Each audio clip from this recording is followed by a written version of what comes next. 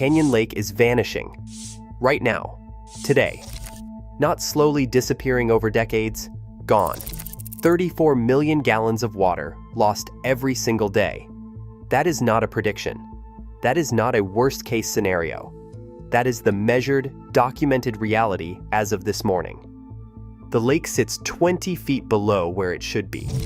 Every public boat ramp for motorized boats is closed. A water utility just told 9 housing developers in one of the fastest-growing counties in America that it cannot guarantee water when people turn on their taps. And here is the part nobody is talking about. Canyon Lake is not even the worst one. 40 miles to the west sits a lake that scientists say has essentially stopped existing.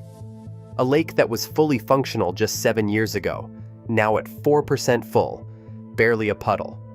2 lakes, millions of people depending on them, both of them disappearing. So what happens to a region when the water it was built on simply runs out? Here is the number you need to hold in your head. 34 million gallons. Every single day. Not during a record heat wave. Not in an unusually dry week. Every day, since January 1st, 2026, Canyon Lake has been losing 34 million gallons of water.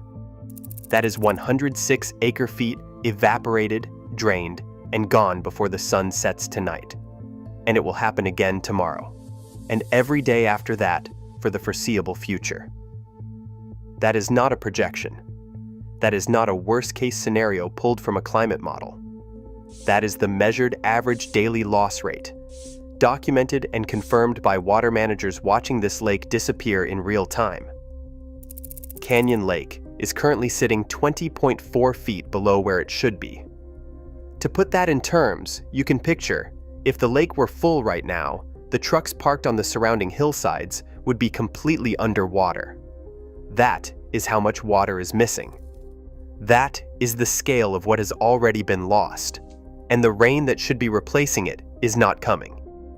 Since January 1st, 2026, San Antonio has received just 1.46 inches of rain.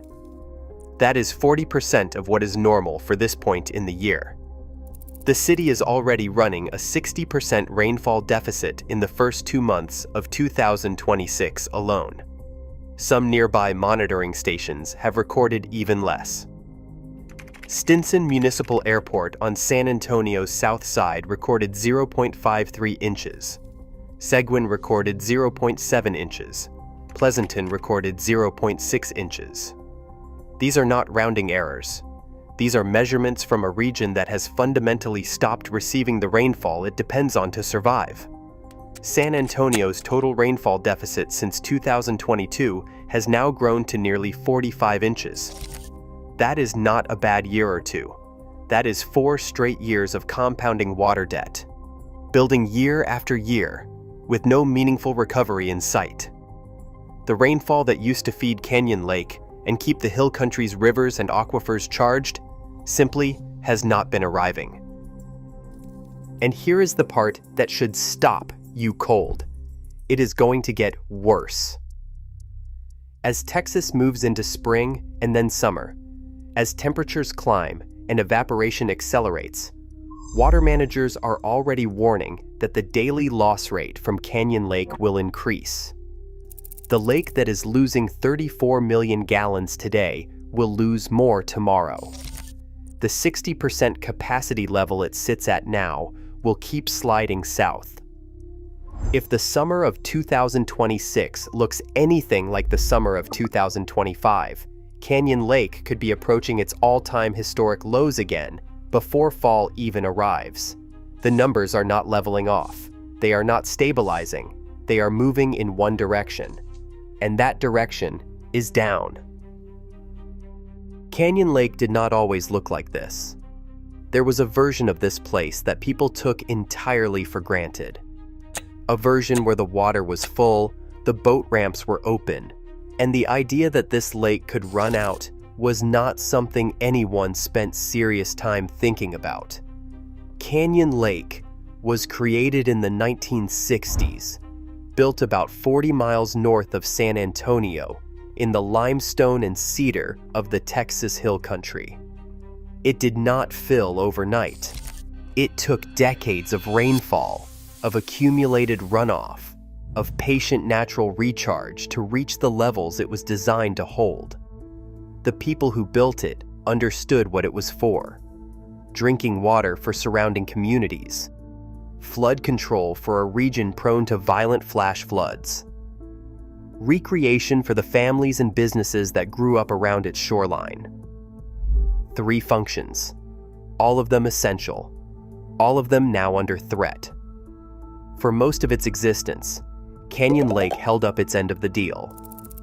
It never sat below 50% full, not during bad droughts, not during brutal heat waves, not during any dry spell in the lake's recorded history. That baseline held for decades, until 2025, when it stopped holding. On May 26, 2025, Canyon Lake hit 45.1% capacity, the lowest level ever recorded since the dam was built. Lower than any drought the lake had survived before. Lower than any heat wave, any dry spell, any previous moment in the lake's entire existence. It was a record nobody wanted. Then the July 4th floods arrived. Catastrophic, deadly floods that tore through the hill country and killed people and devastated communities. But they also poured water back into a desperately thirsty lake. Canyon Lake recovered to nearly 70%. For a moment, people exhaled. The crisis felt survivable. That moment lasted 4 months. By early 2026, the skies went dry again. The rain stopped. The sun stayed. And Canyon Lake began losing every gallon of that hard-won recovery, sliding back down through the 60s, falling toward the historic lows it had barely escaped just months before. What makes this more than a story about a struggling recreation spot is what Canyon Lake actually represents to the people who depend on it. It is the largest single water source for San Marcos, a city of 70,000 people that relies on this lake for up to 8.9 million gallons of water per day. When Canyon Lake drops, San Marcos feels it. Right now, San Marcos is in Stage 3 water restrictions. Outdoor irrigation is limited to once every 2 weeks. The city watches the lake levels every morning, knowing that what happens to that water determines what comes out of their taps. 40 miles west of Canyon Lake, there is a body of water that stopped pretending months ago. Medina Lake. Currently sitting at 4.2% full, 86 feet below capacity. A lake that in living memory was a functioning reservoir, a recreation destination, a water source that communities built their lives around. Now it is barely there. Before getting into what happened to Medina Lake, it is worth understanding what dead pool status actually means. The term gets used casually sometimes, thrown around like dramatic shorthand. It is not dramatic shorthand. It is a precise technical designation for a genuinely catastrophic condition. When a reservoir hits dead pool status, the water level has dropped below the lowest outlet point in the dam. Water can no longer flow downstream on its own. The lake stops functioning as a water supply source. It stops functioning as a flood control tool. It essentially stops being a lake in any meaningful sense and becomes a large, shallow, landlocked puddle with no connection to the communities that depend on it. Medina Lake hit dead pool status in April 2025. Then it hit it again in May 2025, falling to 1.9% capacity, the lowest level ever recorded in the lake's history. For more than 3 years, Medina Lake has been below 10% full, not below 50%, not below 25%, below 10% for 3 consecutive years, with no meaningful recovery. The consequences for real people were immediate and lasting. Farmers who had depended on Medina Lake for irrigation had to abandon it entirely and shift to groundwater pumping. Businesses built around the lake's appeal faced questions with no good answers. Boat rental operators, fishing guides, waterfront restaurants, all of them staring at the same horizon and asking whether there was a future in a place where the lake might not meaningfully exist. Dave Mock, general manager of the Bandera County River Authority and Groundwater District, described what dead pool status meant for the communities around Medina Lake in exactly one sentence. "It's just been so dry for so long. No technical language, no policy framing, no carefully worded statement designed to manage public perception. Just the lived reality of a region that has watched its primary water source disappear over years of relentless, unbroken drought." Medina's situation is more extreme than Canyon Lake's, but Canyon Lake is following the same trajectory, falling in the same direction, losing water by the same daily arithmetic. Water managers watching Canyon Lake are watching it with the same alarm they brought to Medina before Medina passed the point of no return. 2 lakes, 1 direction. And the distance between where Canyon Lake is now and where Medina Lake already is may be shorter than anyone wants to admit. To understand why this water crisis hits so hard, you have to understand what the Texas Hill Country decided to become over the last 2 decades. Because the drought alone does not explain the full picture. The drought combined with what humans chose to build on top of it, that is the complete story. The Hill Country used to be a place people passed through. Comal County, Bandera County, Kendall County. That stretch of cedar and limestone rolling between San Antonio and Austin. Scenic, quiet, small towns, wineries, river tubing, a weekend destination for city families looking to exhale. People visited. They did not necessarily stay. Then it became a place people moved to. The explosive growth of San Antonio and Austin pushed people outward. Land was cheaper in the Hill Country. The views were better. The pace was slower. For families priced out of the urban cores, a house on a Hill Country lot looked like the Texas dream made real. Developers followed the people. Subdivisions followed the developers. New Braunfels became one of the fastest-growing cities in the entire country for several years running. Comal County consistently appeared on national growth lists year after year, a region absorbing population at a pace its infrastructure was never designed to handle. And underneath all of that growth, the water supply was not growing with it. Texas Water Company, the utility serving approximately 78,000 people across Comal, Blanco, Kendall, Bandera, and surrounding counties, watched this happen for years. Then, in early 2025, they made a decision that communicated more than any press release ever could. They turned down 9 new housing developments in Comal County. Not because the land was unavailable, not because the permits were not in order, because there was not enough water to support them. Given current conditions, the utility said, we must temporarily pause new service commitments to uphold our responsibility to provide customers water when they turn on their faucets. Read that carefully. A water utility in Central Texas told 9 developers in one of the fastest-growing counties, in one of the fastest-growing states in the country, that it could not guarantee water service. Not in some distant hypothetical future. Now, under conditions that exist today. That is what happens when a region builds faster than its water supply during a drought that has been classified as extreme for 71 consecutive weeks in San Antonio alone. 71 weeks. Almost a year and a half of unbroken, back-to-back classified extreme drought. And San Antonio is not sitting on the outer edge of this drought system. It is at its center. The Hill Country did not just run into a drought. It ran into a drought while running out of room to absorb one. The word dead pool sounds like something from a disaster movie. It is not. It is a lived condition with real consequences that spread far beyond the lake itself, rippling outward into farms and businesses and kitchen taps and aquifers that were already being pushed beyond their limits before the drought even began. For the farmers around Medina Lake, dead pool status was not an abstract designation. It was the moment their irrigation source stopped existing. Fields that had been watered from the lake for generations could no longer depend on it. The pivot to groundwater pumping was not a choice made from a menu of good options. It was the only option left. But groundwater is not a bottomless backup. Aquifers recharge slowly, over years and decades, and they are being drained from every direction simultaneously. Robert Mace, one of Texas's foremost water scientists, has described the situation plainly.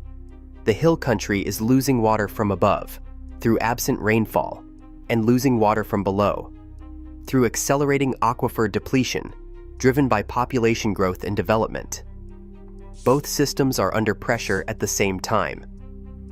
No redundancy, no buffer, just two drains running at once with no faucet open to replace what is leaving. For San Marcos, the consequences of Canyon Lake's decline arrive in the form of restrictions that reshape daily life in ways that compound quietly. Stage 3. Water restrictions mean outdoor irrigation once every 2 weeks. It means residents watching how they use water in ways they never had to think about before. It means city officials watching the lake numbers every single morning and making decisions based on a trajectory that is still pointed downward. And then there are the images that make the scale of this impossible to dismiss. In the spring of 2025, photos began circulating on a local kayaking group online. They showed people paddling kayaks through areas of Canyon Lake that, just 1 year earlier, had been open water. Not shallow water, open water. By spring 2025, those same areas had been reduced to knee-deep channels cutting through what used to be the lake floor. Exposed sediment, cracked soil, the ghost of a lake bed that was never supposed to see sunlight. The images spread locally because they communicated something that no statistic fully captures. The before and the after, placed side by side with no commentary needed. Water, then dirt. A visual record of what 34 million gallons lost every single day actually looks like when it accumulates over months. When the numbers stop being numbers and become landscape. When the drought stops being a crisis on a chart and becomes the ground beneath your feet where a lake used to be. When a lake starts disappearing, the businesses built around it face a choice that has no good answer. Wait for the water to come back and risk losing everything in the meantime. Or adapt to a reality that should not exist and find a way to keep moving. The businesses that have survived around Canyon Lake have mostly chosen the second option. Not because it is easy, because it is the only one available. Cranes Mill Marina did not have the luxury of waiting. When Canyon Lake started dropping seriously, the marina could not simply close its doors and hope for rain. So it moved. The entire marina relocated 1,000 feet out into the lake, chasing the waterline as it retreated across what used to be the lake floor. Pack up the docks, move the slips, haul the equipment, follow the water. That is what staying open looks like when the lake your entire business depends on is pulling away from you in real time. Not a temporary inconvenience, a fundamental restructuring of where the water actually is and where you need to be to reach it. Dustin Smith owns Below the Belt Services, a boat detailing business on Canyon Lake. He has been watching the water levels fall and quietly running the math on what it means for his livelihood. Right now, there are no public boat ramps open at Canyon Lake for motorized boats. None. When boat ramps close, fewer people put their boats in the water. Fewer boats in the water means fewer boats that need detailing work. I have been fortunate enough to have enough boats to fill my time, he said. But those boats will run out. That single sentence captures the economic psychology of a drought-hit community more precisely than any damage report. Things are manageable right now. The work is still there. But there is a horizon that everyone can see coming, and nobody has a plan for what happens when it arrives. Mason Perez, a dockhand at Cranes Mill, put the water situation simply. "The lake levels are scary," he said, "very scary." Then he added something that reveals how distorted things have become. Despite the terrifying water levels, the lake was actually drawing visitors. The low water had exposed more shoreline, created more open space, and people were still coming out. Still putting kayaks in where they could. Still swimming at the spots that had water. But Canyon Lake is not a beach. It is a reservoir. It is a municipal water supply for a city of 70,000 people. Record visitor access at historically low water levels is not a silver lining. It is a measurement of how far the situation has already fallen, dressed up to look like good news. Governor Abbott has had drought disaster declarations covering more than 90 Texas counties in continuous effect since July 2022. He renews them every few weeks. The declarations are real. The acknowledgement is real. The paperwork that says Texas recognizes this crisis as a crisis is completely genuine, and none of it has stopped Canyon Lake from losing 34 million gallons per day. The legislature passed water infrastructure investment bills in 2025 worth billions of dollars. The Texas Water Development Board has programs designed to address exactly this kind of long-term water stress. Planning documents exist, committees have met, studies have been commissioned. The machinery of government response has been running, producing the outputs that government response produces: reports, allocations, frameworks, timelines. But here is what none of those documents can do. They cannot make it rain. Catherine Romans, executive director of the Hill Country Alliance, has framed the water crisis in terms that go beyond any single drought cycle or any single legislative session. The region is growing like crazy, she has said, and the plan her organization spent 18 months developing, drawing input from 2,800 Hill Country residents, prioritizes water above everything else. Not roads, not schools, not tax rates. Water. Because without water, nothing else the Hill Country is trying to build or sustain is possible. Every other priority depends on the one resource that is currently disappearing. Robert Mace, one of Texas's foremost water scientists, has stated plainly that the combination of drought and rapid population growth is creating a water stress scenario the state has never faced at this scale. The math is not complicated. The water available does not equal the water committed. Growth added demand. Drought removed supply. The gap between those two numbers is where the crisis lives. Texas Water Company's decision to block 9 new housing developments in Comal County was not a political statement. It was not a philosophical position on growth or development or the future of the Hill Country. It was arithmetic. The answer to new demand under current conditions is no. That is an extraordinary moment for a state that has spent decades saying yes to everyone who showed up with permits and plans and capital ready to build. The seasonal forecast offers nothing to hold on to. Water managers are not projecting meaningful relief before summer.